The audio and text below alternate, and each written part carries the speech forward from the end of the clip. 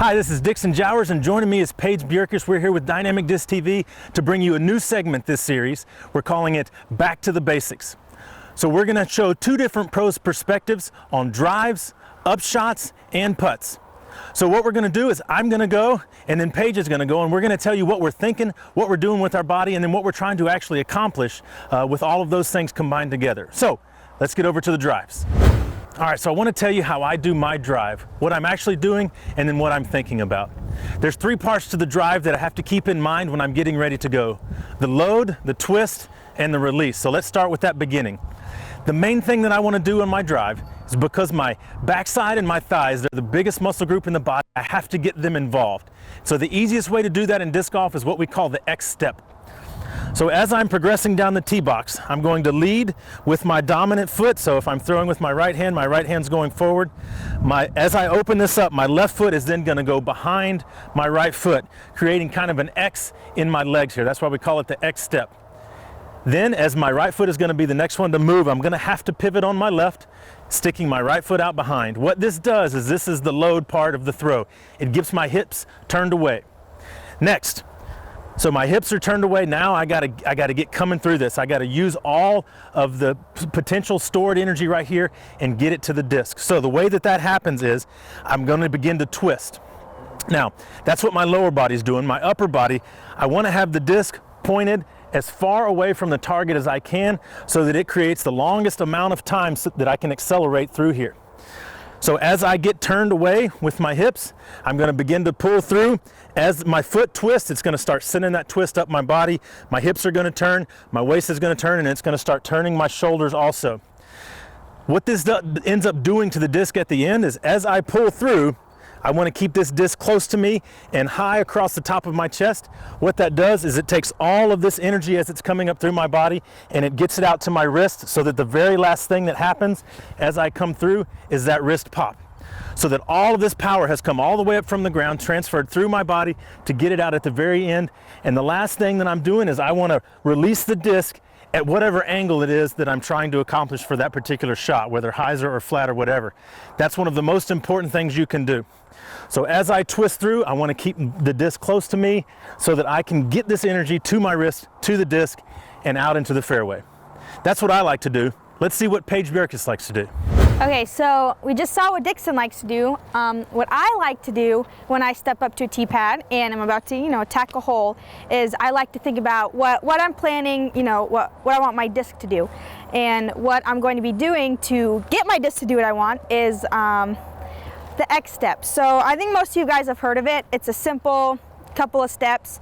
I start with my left foot forward, and then I put my right foot kind of parallel with it. Then I cross my left foot back, and then I'm reaching far across, and then I come through. So you kind of make an X with your foot. And so that's how I get the momentum and power that I need to execute the shot that I want.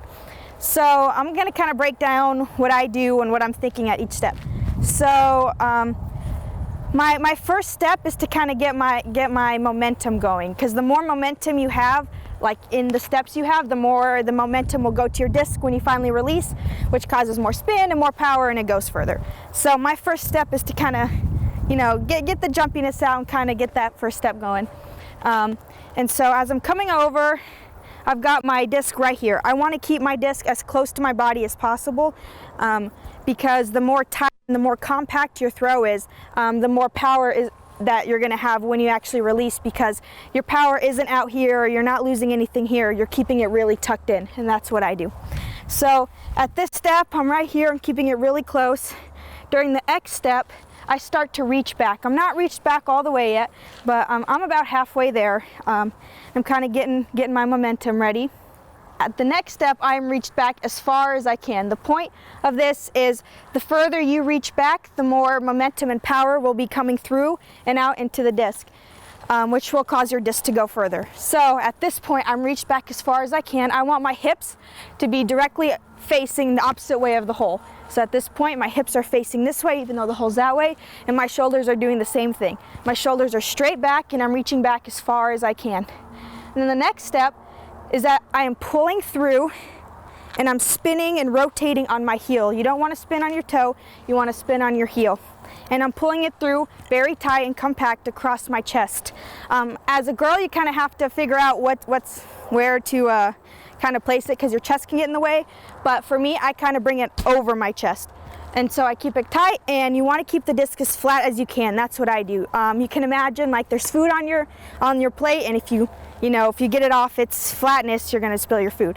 So you want to keep it flat across the entire time, and you're rotating on your heel. And then it comes out and you spin. So one thing is when I'm here and I'm reached back, there's kind of an order that my body goes in when I throw. So first I'm gonna twist my hips and attack with my hips, and then my torso's gonna follow, then my shoulder, and then my arm, and then my wrist. And with all the power you gain from that, your body's gonna naturally follow through. You really wanna be aware of that follow through, because if you stop yourself, you're losing that extra momentum and you're hurting your knee and your ankle. That can really hurt you in the next few years if you don't follow through.